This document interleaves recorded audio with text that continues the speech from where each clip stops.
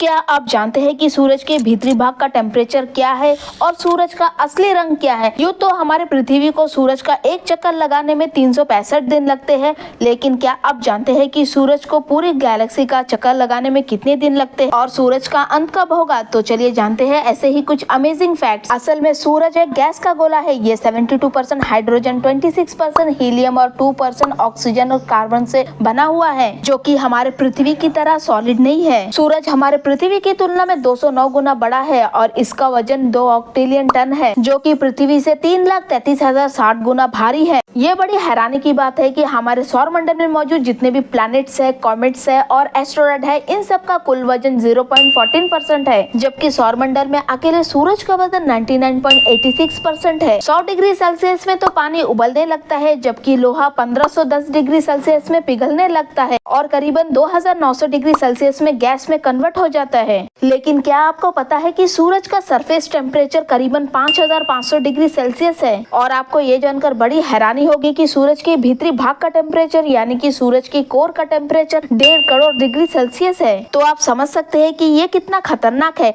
एक बार सोच कर देखिए, यदि कोई वस्तु गलती से भी सूरज के करीब पहुंच जाए तो वह वस्तु इतनी अधिक गर्म की वजह से पिघल कर भाप बनकर उड़ जाएगा। क्या आप जानते हैं कि हमारे मिल्की वे गैलेक्सी में 100 बिलियन से भी ज्यादा तारे मौजूद है? इन सब में सूरज ही एक ऐसा तारा है जो सौर मंडल के सेंटर में स्थित है और ये सूरज हमारी पृथ्वी से चंद्रमा की तुलना में 400 गुना अधिक दूरी पर स्थित है। सूरज हमारे सौर मंडल का सबसे बड़ा पिंड है, यानी कि सबसे बड़ा वस्तु है। यह इतना बड़ा है कि इसके भीतर 13 लाख धरतियां आराम से समा जाएगी। ये तो हम सभी जानते हैं कि सूरज के रोशनी को पृथ्वी तक पहुंचने में 499 सेकंड यानी कि 8.3 मिनट लगते हैं और वहीं पर हमारा पृथ्वी अपने एक्सिस पर एक चक्कर लगाने के लिए 24 घंटे का समय लेती है। लेकिन क्या आप ये जानते हैं कि सूरज भी अपने एक्सिस पर चक्कर लगाती है और एक चक्कर लगाने के लिए सूरज को करीबन 25 दिन का समय लगता है। हमारे सौर मंडल में मौजूद सारे प्लैनेट, सैटेलाइट सूरज की स्ट्रॉन्ग ग्रेविटेशनल फोर्स की वजह से सूरज के चारों ओर चक्कर लगाते हैं और ऐसे में पृथ्वी को सूरज का एक चक्कर काटने में 365 दिन लगते हैं। ठीक इसी प्रकार सूरज भी आकाशगंगा का चक्कर लगाता है और सूरज को आकाशगंगा का एक चक्कर लगाने में करीबन 2500 लाख साल लगते हैं और अब तक सूरज आकाशगंगा का करीबन 20 चक्कर लगा चुका है। क्या आप जानते हैं कि पृथ्वी और सूरज के बीच का डिस्टेंस हमेशा चेंज होते रहती है? ऐसा इसलिए क्योंकि पृथ्वी सूरज के चारों ओर एक अंडाकार ऑर्बिट में चक्कर लगाती है। आपको ये जानकर बड़ी हैरानी होगी कि हर एक सेकंड सूरज के द्वारा छोड़ी गई 800 बिलियन से भी ज्यादा न्यूट्रॉन हमारे शरीर से होकर गुजरती है। मान लीजिए यदि पृथ्वी पर आपका वजन 60 केजी का है तो सूरज पर आपका वजन 1620 केजी का होगा, क्योंकि सूरज का ग्रेविटी पृथ्वी का ग्रेविटी से 27 गुना ज्यादा है। वहीं पर यदि आप चंद्रमा पर जाओगे तो आपका वजन 15 केजी का हो जाएगा, क्योंकि पृथ्वी के कंपेयर में चंद्रमा का ग्रेविटेशनल फोर्स 1/4 है। सूरज का ग्रेविटेशनल फोर्स इतना अधिक ज्यादा है कि 6 अरब दूर प्लूटो भी अपने कक्ष में घूम रहा है। यदि कोई वस्तु सूरज के 20-22 किलोमीटर के दायरे पर आती है तो सूरज अपनी स्ट्रॉन्ग ग्रेविटेशनल फोर्स की वजह से उसे अपनी ओर खींच लेता है। क्या आप जानते हैं कि हमारे गैलेक्सीज में 5% ऐसे भी तारे हैं जो सूरज की तुलना में बहुत बड़े हैं? आपको ये जानकर बड़ी हैरानी होगी कि हर सेकंड सूरज से निकलने वाली ऊर्जा 1 ट्रिलियन परमाणु बम की ऊर्जा से भी ज्यादा है। ये तो हम सभी भली भांति जानते हैं कि सूर्य ग्रहण तब होता है जब चंद्रमा पृथ्वी और सूरज के बीच आ जाता है और ये सूर्य ग्रहण 4 मिनट 40 सेकंड तक रहता है, लेकिन पूर्ण सूर्य ग्रहण 20 मिनट तक रहता है। ये बहुत शॉकिंग है कि यदि राय बराबर भी सूरज हमारे धरती पर आ जाए तो हम सब जलकर मर जाएंगे।